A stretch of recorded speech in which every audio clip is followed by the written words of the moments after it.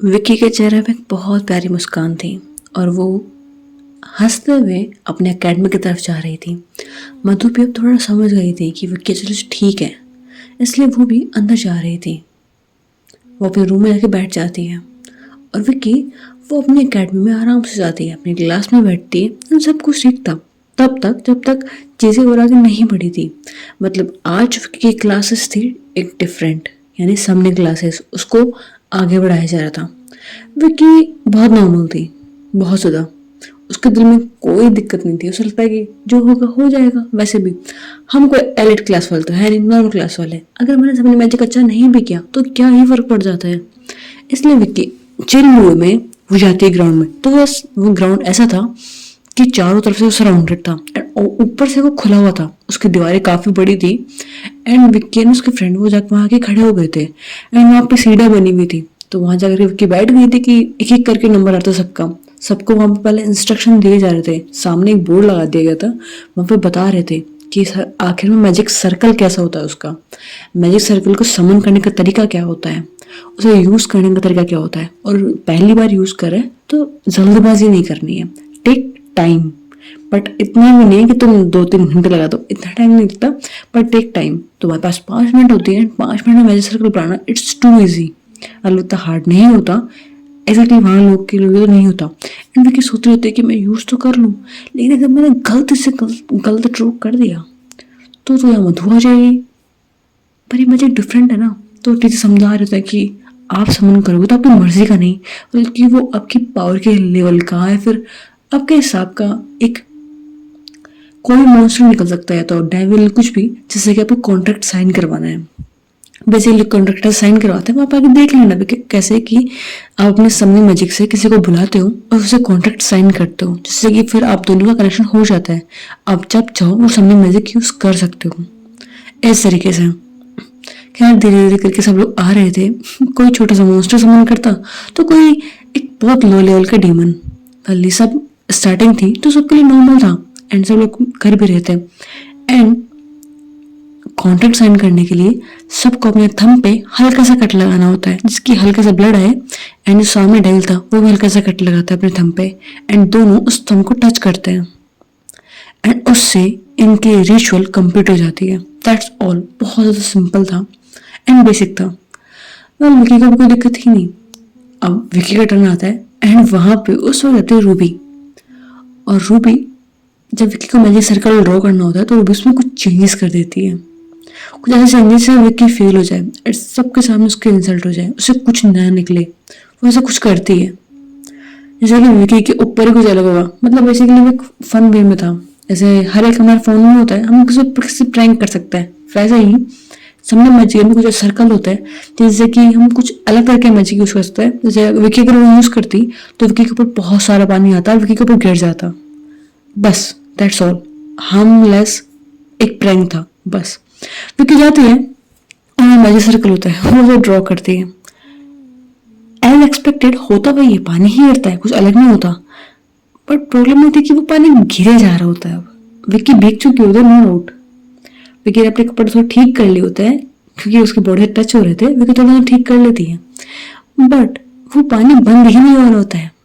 विक्की बोलती यार यहाँ मैंने बोरिंग होनी तो नहीं कर दी। कह रही कुछ सोचती खुद के मन में हंसी लग जाती है। वह विक्की एक प्यारी सी मुस्कान थी वहां पे एंड विक्की हंस रही थी, उसको कोई बुरा नहीं लगा था। हर विक्की बहुत ज्यादा हंस रही थी देख करके। तो बस सब लोग थोड़ा स्ट्रेंज फील कर रहे थे क्योंकि उन्हें हंसना चाहिए था, लेकिन वहां हंसने वाला सिर्फ एक इंसान था, वो थी विक्की। विक्की हंस रही थी खुद पे, अपने सर पे मारती, सोचती कि मैं समझ मैजिक यूज करती क्यों, मुझसे कुछ तो होता नहीं है। और ये देखो टंकी चल गई, जो उसका टूट गई ऐसा लग रहा है। वो बस स्माइल करती रहती है। खैर वहां ऋषि आता है, वो देखकर बोलता है तू हंस क्यों रही, पागल हो गई क्या? तो मैं क्या करूँ भाई, ये बंद नहीं हो रहा, ऐसा नहीं लग रहा हमारे घर में पाइपलाइन फूट गई हो फिर पानी बह जा रहा हो। ऋषि बोलता रहा दिमाग खराब हो गया, तू कर क्या रही है? वो तो कुछ नहीं यार, अब मैं कर भी कह सकती हूँ, अब ये खुद हुआ है तो हुआ है, अब मैं क्या करूँ? तो बोलता है कि एक सेकंड, मैं इस सर्कल में कुछ चेंजेस है इसलिए गलत हो गया तुझसे। वो टीचर को बोलते ठीक है, बट इसे बंद तो करो, बंद कैसे करे? विक्की बोलती आई डोंट नो, मैंने कहा पहले किया नहीं है तो मुझे नहीं पता कैसे बंद होगा। तो टीचर बोलता ठीक है आई विल ट्राई। टीचर बंद करने की ट्राई करते हैं उसे, सामने मैजिक को कैंसिल करने की कोशिश करता है, लेकिन उनसे होता ही नहीं है। वो बोलता है कि इससे तो हो जाना चाहिए था ना बंद। वो बहुत ज़्यादा कोशिश करता है, उन्हें लगभग 15 से 20 मिनट बार बार लगातार डिफरेंट डिफरेंट मैजिक यूज करके उसे बंद करना पड़ता है, तब जाकर के वो बंद होता है। वो थक जाता है और वो बोलते हैं कि आज क्लास यहीं पे हो, तो सब तो क्लास बाकी है ना, तो हो गई आज की। मेरे अंदर ना पावर है ना तो मैजिक है, तुमने उसे कुछ गड़बड़ होगी ना तो सब लोग मर जाओगे, ठीक है जाओ अपनी क्लास में। ऐसा बोल के भेज देते हैं। वेल विक्की तो बोलते कि ठीक है मैं चेंज तो करके आऊँ, ऐसा बोल के विक्की जाती है, चेंज करती है। एंड जब चेंज कर लेती है तो वो देखती है कि रूम में कोई आया है। विक्की देखती है तो वो और कोई नहीं, रूबी थी। एंड उसके साथ में उसकी फ्रेंड थी। वो दोनों हाथ बांध के खड़े थे। विक्की बोलती है इन्हें क्या है, इनको भी चेंज करना है क्या। हाँ विक्की इग्नोर करती है, चली जाती है। पर ज़्यादा दूर नहीं आ पाती, वो सिर्फ गेट तक जाती है। एंड रूब उसका हाथ पकड़ लेती है। जैसे ही रूबी विकी का हाथ पकड़ती है, विकी को तो कुछ ज्यादा होता नहीं है, बट रूबी कुछ अजीब चीज सेंस करती है और वो तुरंत विकी का हाथ छोड़ देती है। एंड वो अपने हाथों की तरफ देखती है। रूबी के हाथों पे जलने के निशान थे। रूबी को समझ में नहीं आता, वो विकी की तरफ देखती है और कहती है तुमने मैजिक यूज क्यों किया। विकी पीछे मुड़ती है और बोलती है मैजिक मैंने तो यूज नहीं किया, आपने मेरे हाथ क्यों पकड़ा, कुछ काम था। मुझे नहीं पता था मेरे सीनियर्स हो राइट। तो बोलता कि हाँ, और तुमने मेरा हाथ चला दिया जस्ट बिकॉज मैंने तुम्हारा हाथ पकड़ा। विकी बोलती है बट मैंने नहीं किया, मुझे तो तुमने से कहा था भी नहीं कि मतलब मैं आपका हाथ चला सकूं। तो बोलते कि तो फिर ये हुआ कैसे। विकी कंफ्यूज आती है और बोलते कि पता नहीं, शायद पता नहीं मतलब कैसे हुआ होगा। फिर खुद कंफ्यूज आती है कि मुझे क्या पता। फिर विकी बोलती कि एनीवे जो भी है आप ठीक हो।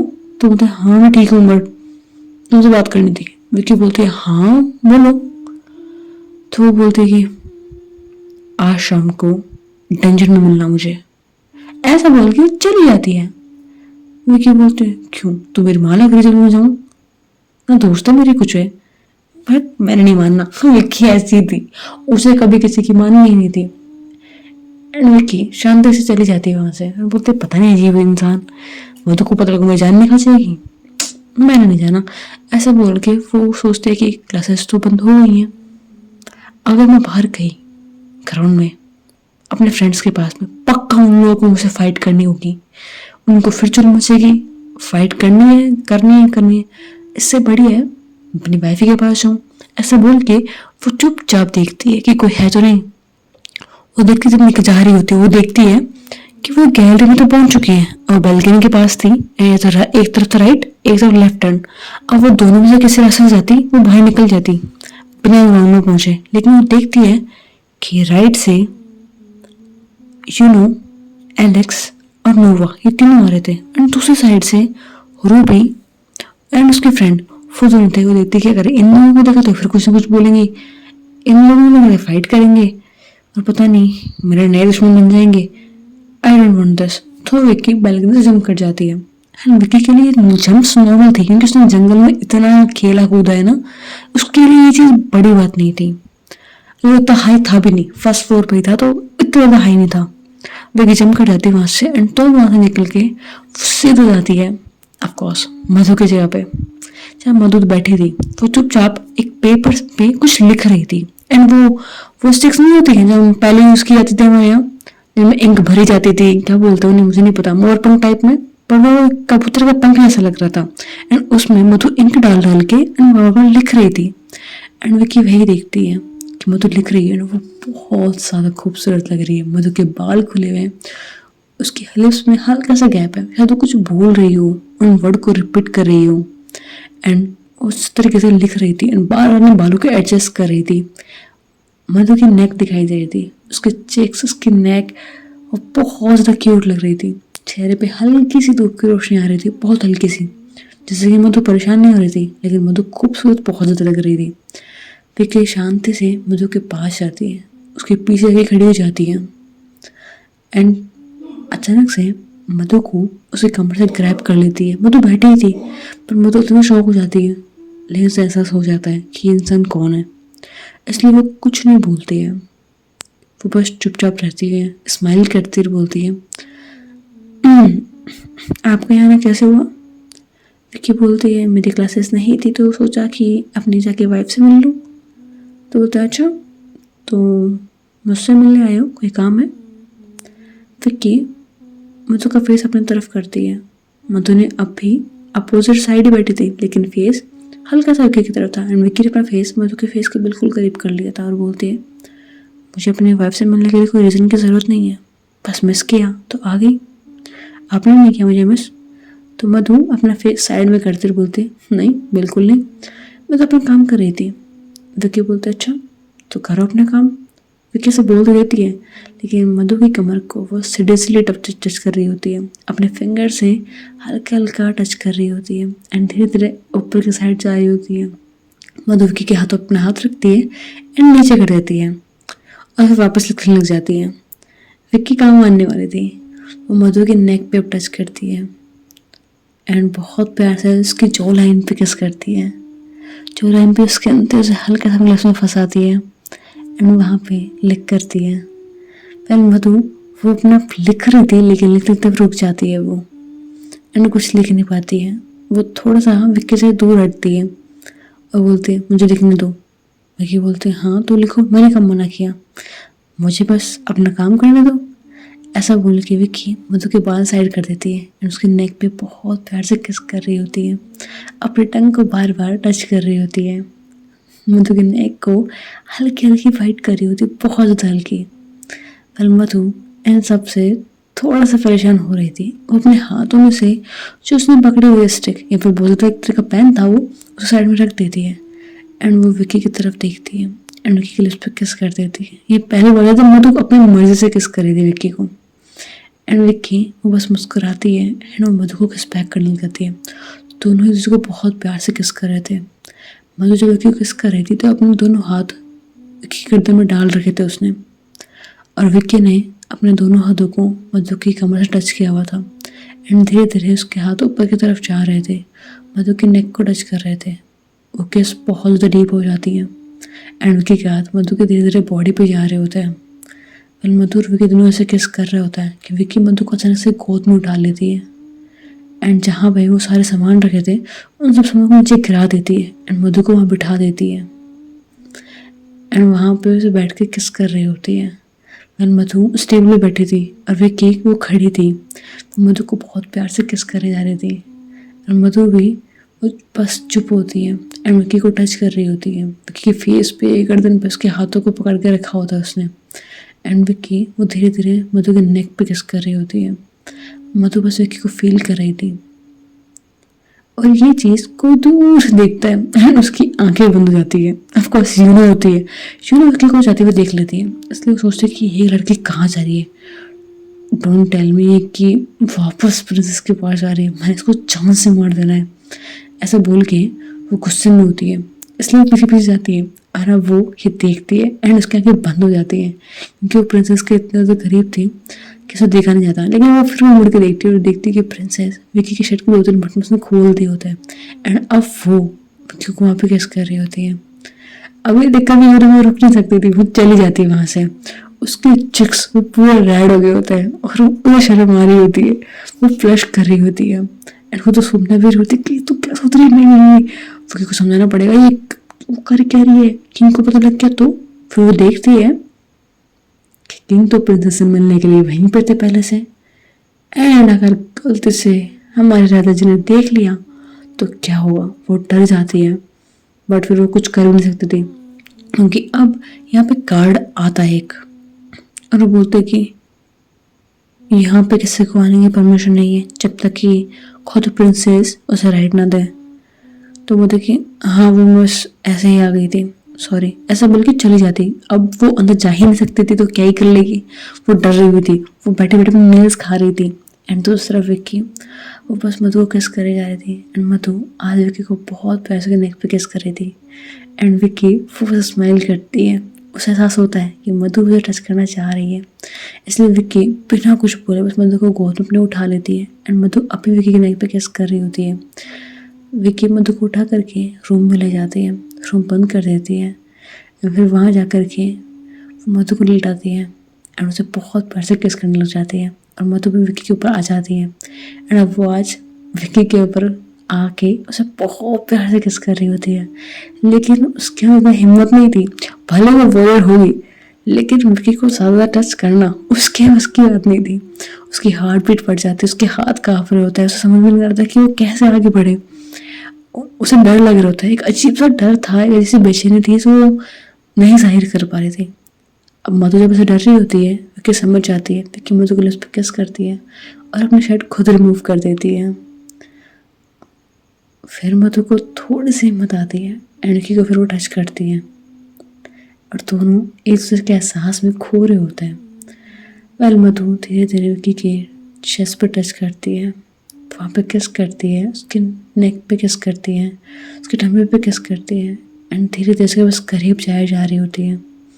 विक्की मधु को फील कर रही थी, देख रही होती है कि वो ठीक तो है, कहीं से किसी चीज़ से अनकंफर्टेबल फील तो नहीं हो रहा हूँ। वो हर एक चीज़ का ध्यान रख रही थी है। वो ये भी देख रही थी कि आज तो मैजिक रूम में कोई मैजिक यूज़ हुआ नहीं है, तो वो हर एक चीज़ देख रही थी। मधु को उठाती है, उसे किस करती और बोलते हैं मधु।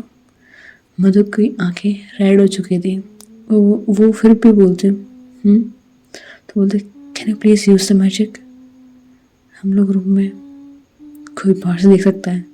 तो मधु ज़्यादा टाइम लगाती नहीं है, वो तुरंत मैजिक यूज़ करती है एंड फिर विक्की के पास कुछ कहने को नहीं आता और मधु बस उसे किस करने लग जाती है। धीरे धीरे ये दोनों इंटीमेट हो जाते हैं एंड फिर मधु इंटीमेट तो हो जाती है, उसके बाद उसके चिक्स एकदम रेड हो जाते हैं। वो बहुत शाय फील कर रही होती है हर एक चीज़ को सोच करके। अब विक्की वो बस मधु को देखी जा रही थी बहुत प्यार से। मधु इसलिए वो शर्मा रही थी। वो बोलती वॉट, क्या हो रही हो मुझे, ऐसे बोल के अपने फेस पे चादर डाल लेती है। विक्की फिर से हटाती है और बोलती है कि क्या हुआ, let me see your face, ऐसा बोल के फेस देखती है। मधु की चिक्स बिल्कुल रेड थे। विक्की जाती है उन चिक्स पे बहुत प्यार से किस करती है, बार बार करती है। विक्की को बहुत अच्छा लग रहा था मधु को टीज करना, उसके चिक्स पे किस करना। खैर मधु फिर अपनी आंखें खोलती है, विक्की की आंखों की तरफ देखती है और बोलती है विक्की तुम ठीक हो ना। विक्की बोलती है हाँ मैं ठीक हूँ, क्यों क्या हुआ। तो मुझे कुछ नहीं, बस कल एक डर सताया मुझे, ऐसे लगा जैसे तुम दूर चले जाओगे। विक्की ने कहा मैं दूर भी जाऊंगी, वैसे भी मेरे पास जो भी कुछ है वो आप ही तो हो। इस वर्ल्ड में आने के बाद में अगर 3 के अलावा अगर मेरी लाइफ में कोई बहुत ज़्यादा इम्पोर्टेंट है तो वो आप हो। हाँ मेरे नए फ्रेंड भी बने, आई केयर फॉर देम, बट इतना नहीं जितना मैं आपके लिए करती हूँ। हाँ अगर वो यहाँ रह भी जाएंगे मैं उन्हें बस मिस करूँगी, बट इतना भी नहीं। पर आपसे दूर जाना मेरे बस की बात नहीं है, मेरे हाथ में ही नहीं है। आपने मुझे इतना बदला है तो आपको छोड़ के जाना विक्की के बस में नहीं है अब। ऐसा बोल के विक्की मधु के फ्रंट पे किस करते एहसास दिलाती है कि मैं कहीं नहीं जाऊंगी। फिर विक्की पूछती है डर क्यों लग रहा था। मधु से हर एक बात बताती है कि उसने क्या देखा था। विक्की क्या है, इसका कलर बदल जाना, वो कर्स बुक देखना। वेल विक्की बोलती है कि अगर वो कर्स बुक है तो वो आज उनमें रूम में क्या कर रही थी। मतलब आपका डैड तो ले जाना चाहिए था ना उसे, तो मैं रूम में क्या कर रही थी। मधु सुनते खड़ी हो जाती है, विक्की की तरफ देखती है, स्माइल करते हुए बोलते हैं विक्की हाय किडिंग मी, मजाक कर रही हो ना। जितना मुझे पता है मेरे डैड ने वो बुक ले ली थी। विक्की बोलती है नहीं राजा जी ने बुक नहीं ली थी। सुबह मैं रूम में क्या कर रही थी फिर वो, मुझे इतना पता है मैं कमजोर फील कर रही थी इसलिए मुझे नींद आ गई थी, फिर जो मैं बेहोश हो गई थी। बट सुबह वो बुक मेरे रूम में ही थी, एग्जैक्ट उसी जगह पर जहाँ पर मैंने कल रात को रखी थी। तो मुझे समझ में नहीं आया कि वो कर्ज बुक कैसे है। मधु घबरा जाती है, वो तुरंत उठती है, सबसे पहले कपड़े पहनती है, उसकी की तरफ देखती है, दोनों हाथों को पकड़ते हुए बोलती है कि वेट अ मिनट। ऐसा बोल के वो विक्की के लिप्स कॉल के साथ ओपन करती है एंड विक्की को किस करती है, बट वो किस नहीं थी एग्जैक्टली। वो बस विक्की को किस करते कि विक्की के इमोशंस थोड़े डाउन हो जाए। विक्की जब मधु किस करती थी तो वो कुछ सेंस करने के लायक नहीं होती थी। ऑफकोर्स मधु से प्यार करती है तो उसको खो जाया करती थी बस उसी जगह पे, बाकी सेंसेस उसके काम नहीं करते थे। मधु बस यही चीज़ आती थी इसलिए उसे किस करती है। एंड वो विक्की से दूर होते हुए बोलती, तुम्हें कर्ज है कि नहीं है, मुझे समझ में नहीं आ रहा। मतलब विक्की बोलती है, एक सेकंड, आज मुझे कैसे कैसे पता लगा मेरे अंदर कर्ज है कि नहीं है। तो बोलती है, बिकॉज आई कैन सेंस कर्ज, बट पता नहीं एक कर्ज है भी कि नहीं है, समझ में नहीं आ रहा। कल हम जिसके पास गए थे वो कर्ज कर्ज को मिटाने के लिए बेस्ट थे। अगर वो दूर नहीं कर पाए तो फिर कोई नहीं कर पाएगा। वो बुक तुम्हारे दोबारा आ ही नहीं सकती। तो क्या बोलते, एक मिनट हम जाके दोबारा रूम में देख लेते हैं। तो बोलते, मधु बोलती, मैं दोबारा क्या जाऊँ रूम में। वो बोलते, उसकी फिक्र आप मत करो, आप बस यहीं रुको, थोड़ी देर में मैं आपको बुला लूंगी वहाँ पे। मधु को पहले को समझ में नहीं आता, पर वो बोलते चलो जो भी है ठीक है। मधु रूम में बैठी रहती है, विक्की जाती है रूम में। ऑफकोर्स एलेक्स हमेशा वो ट्रेनिंग के लिए बाहर रहता है तो बाहर ही था वो। विक्की रूम में जाती है और रूम दरवाज़ा खोलते फिर वो दरवाज़ा बंद कर लेती है।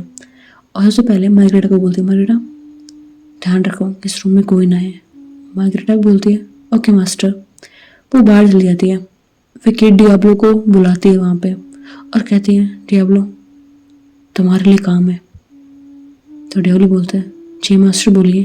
तो बोलता कि तुम इस बुक के बारे में पता करो, मुझे सब कुछ जानना है इस कर्ज बुक के बारे में कि क्या है इसके पीछे की स्टोरी। जितना मुझे पता है मधु को इतना नहीं पता, लेकिन तुम एक डेविल हो। जितना मुझे पता है तुम यहाँ पे काफ़ी सालों से हो, सेंचुरीज, राइट? शायद तुम 100 साल में बिता दिए होंगे या फिर उससे ज़्यादा भी। तो वो बोलता है, जी मास्टर मैं इस कर्ज बुक के बारे में सब कुछ पता कर लूँगा, थोड़ा सा वक्त दीजिए। तो बोलते ठीक है, टाइम ले लो, सब कुछ नहीं जानना है, जाओ अब यहाँ से, पता करो। तो डियाब्लो अपने पहले मिशन के लिए निकल जाता है। फाइनली वो खुश होता है कि मास्टर ने कुछ काम तो बोला मुझे, वरना आपके पास में अगर कोई डेविल हो उसे कम ना दो, ज़्यादातर वो बिसार चले जाते हैं, यानी कि वो कुछ गलत करने लग जाते हैं, रैंडम लोगों को मारने लग जाते हैं। ऐसा कुछ भी सकता है अगर आपके मास्टर की पावर इतनी ज़्यादा स्ट्रॉन्ग ना हो तो। एंड की मैजिकल पावर के बारे में जानते हैं कि वो ज़्यादा स्ट्रॉन्ग नहीं थी या फिर थी, पता नहीं, इट्स अ मिस्ट्री। खैर विक्की मार्गरेटा को बाहर भेज चुकी होती है सिक्योरिटी के लिए, कोई आए ना यहाँ पे। एंड अभी विक्की खुद यहाँ थी। ऑफकोर्स विक्की मधु को बुलाएगी कैसे, समनिंग मैजिक से। वो समनिंग मैजिक यूज़ करती है। मधु जब आज आती है तो वो देखती है कि वो लेटी थी बेड पे, लेकिन अभी वो किसी की बाहों में है। विक्की ने गोद में उठाया हुआ था एंड बहुत प्यार से विक्की उसकी तरफ देख रही थी। मधु की आंखें खुलती हैं, विक्की का वो क्यूट सा चेहरा, उसकी आंखों में इतना सारा प्यार दिखती है। तो बोलते, मैं यहाँ कैसे? विक्की बोलती है, भूल गई क्या हमारी पहली मीटिंग कैसे हुई थी? तो मधु मुस्कुराती है, विक्की के फोrehead पे हल्का सा मारती रही, बोलती तुम भी ना कुछ भी करती हो। खैर विक्की बोलती है कि अब जो भी है आपके पास में यही बंदा है। खैर देखो ये जो बुक मैंने कहा था ना। तो मधु देखते हुए बोलते हैं, हाँ एग्जैक्टली ये तो वही बुक है।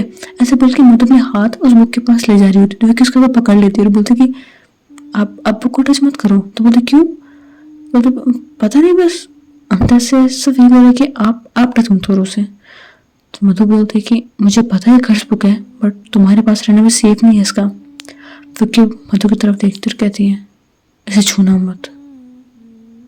विक्की प्यार से नहीं बोल रही थी, ना आप लगा करके ना कुछ, बिल्कुल भी नहीं, ऐसे वो ऑर्डर दे रही हूँ, ऐसे छूना मत। विक्की जब ऐसे बोलते तो मधु बोलते कि गुस्सा क्यों कर रही हो, कहा ना एक बार बस ले जाओ मैं से यहाँ से, ये ठीक नहीं तुम्हारे लिए। विक्की गुस्से में बोलती है, कहा ना छूना मत। विक्की ऐसे बोलते वक्त वो दीवार में हल्का सा मारती है। विक्की का गुस्सा उसकी आंखों का कलर चेंज कर देता है एंड मधु फिर से वही दिखती है जो उसने कल देखा था। विक्की की आंखें पर्पल हो गई थी, ग्लो कर रही थी एंड वो समझ जाती है कि विक्की का कर्ज कहीं गया नहीं है, इट्स हियर इनसाइड हर। तो वो बोलती है, ओके ओके समय मुझे को रिलीज कर दो। विक्की थोड़ा काम डाउन होती है। पहले वो मधु को मैंने कुछ किया क्या, आई एम रियली सॉरी। तो मैंने कहा गुस्सा आ गया था, मैं मना किया ना, बस आपके लिए वो ठीक नहीं है। तो बोलते हाँ ओके ओके तुम समझे मुझे रिलीज करो, मुझे जाना है। तो बोलते कि मधु सॉरी ना, प्लीज़ गुस्सा मत करो। मधु विक्की के पास में आती है, उसके गर्दन में अपना हाथ डालती है, उसके फोrehead पे बहुत प्यार से किस करती है और बोलती है, मैं तुमसे गुस्सा बिल्कुल भी नहीं हूँ, सो रिलैक्स होके, तुम्हें टेंशन लेने की ज़रूरत नहीं है, बस अभी मुझे रिलीज़ करो, मुझे कहीं जाना है। तो बोलते ठीक है। खैर मधु वहाँ से चली जाती है। ऑफकोर्स सोनी मंजिल से चली जाती है, दोबारा अपने रूम में वापस पहुँचती है। एंड सबसे पहले वो रूम से निकल के जाती है ऑन मैजिक यूज़र के पास में, जिन्होंने विकी को ठीक किया था और कहा था विकी पर वो कर्ज असर नहीं करेगा। वो उनके पास आती है, उनकी आंखों में डले बोलती है, विकी के पास अभी वो कर्ज है, क्यों? तो वो बोलता है कि लगा नहीं था कि इतनी जल्दी तुम फिगर आउट कर लोगी, पर कर लिए तो अच्छी बात है। वेल वो मधु को बचपन से जानते थे, इसलिए वो तो फॉर्मल लैंग्वेज में उससे बात कर रहे थे, वरना वो तो फॉर्मल लैंग्वेज से बात नहीं करते। वेल मधु ने बोलते हैं उनको बचपन से जानती हूँ, ऐसा कोई कर्ज नहीं जो आप हटा ना सकूं, तो विक्की से क्यों नहीं हटाया? वो कहता है कि कुछ चीज़ें हैं इस दुनिया में जो मैं भी नहीं कर सकता। तो कहता है क्या मतलब? तो कहता है कि विक्की और वो कर्ज ऐसे मिक्स हो गए हैं, जैसे कि वो कभी अलग थे ही नहीं, एक ही हैं। विक्की के लिए वो कर्ज है ही नहीं, जैसे विक्की के लिए कुछ एक्स्ट्रा पावर्स रखी हो गई पर वो उसको मिल गई हो। विक्की को उस पावर से कोई बुरा इफेक्ट नहीं पड़ेगा, हाँ बस उसे थोड़ा टाइम लगेगा उस पावर के साथ एडजस्ट करने में। विक्की ने थोड़ी बहुत पावर नहीं, उस बुक की हर एक चीज़ ले ली है। एंड अब उस बुक को जब विक्की देखेगी तो उसे पढ़ पाएगी वो तो खाली है ना, तो किसने बोला वो बुक खाली है?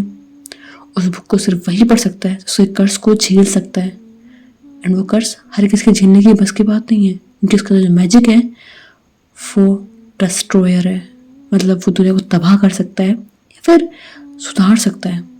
जितना मैं विक्की को समझ पाया हूँ, ये कर्ज सिर्फ वही झेल सकता है जिसके मन में कोई लालच ना हो, कोई सब बड़ी इच्छा ना हो, ना किसी को बर्बाद करने की इच्छा हो। विक्की शायद कुछ ऐसी इंसान है जिसके कारण वो कर्ज उस पर असर नहीं कर पाए, इसलिए नहीं क्योंकि उसके पास कोई मैजिकल पावर बहुत ज़्यादा है, ये रीज़न नहीं है। विक्की कुछ चाहती ही नहीं थी, बस यही रीज़न है कि वो इस कर्ज से अफेक्ट नहीं हुई। वरना ऐसा इस बुक को जिसने भी छुए उसके मन में कुछ इच्छाएं थी, कुछ लालच था या फिर कुछ जानने की क्यूरियोसिटी थी।